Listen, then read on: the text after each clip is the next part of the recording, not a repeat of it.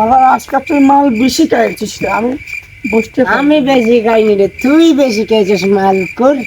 কেন কি তুই পড়ে যাচ্ছিস কেন বে? তুই পড়ে যাচ্ছিস কেন? আমি পড়িনি রে, তুই পড়ে যাচ্ছিস। বা তুই পড়ছিস শালা, আমাকে দোষ দিচ্ছিস। কোন মামার তোকে আমি একটা কথা বলবো?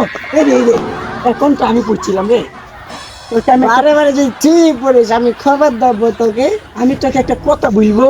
বল। মাল তো সবার বেশি খাইনি, কম খেয়েছি, তার জন্য মনে হয় কিছু বলতে পারছি না, বেশি খাওয়ার প্রয়োজন ছিল।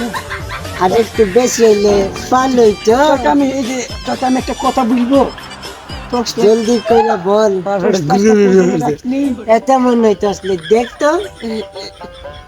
টর্চ লাইট, মোবাইল পাইছি রে। পড়ে যাচ্ছিস, তুই পড়ে যাচ্ছিস। শালার মাল কর, খালে আমাকে বাঁচাবি নি। তোকে তো বাঁচাতে হবে। টর্চ পেয়েছি, মনে কর এই যে উপরে আসমানটা দেখেছিস, হ্যাঁ, আসমানে লেগেছে।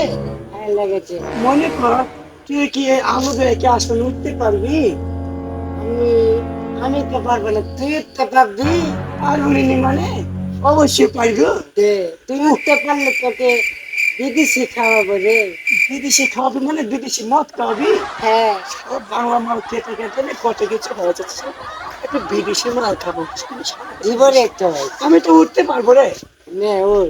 কিন্তু সব তুই যে হারানি রে, যদি আমি অর্ধেক রাস্তা ওঠার পর তুই তোরা সব করে দিস, তখন তো আমি পরে বাংলা মালের মতো ছিনতে যাবো রে। হপ করবো না রে। না রে, তুই শালা হারানি, তোকে তো আমার বিশ্বাস নাই। সুই যদি হপ হয়ে যায় আমি আর কি করবো।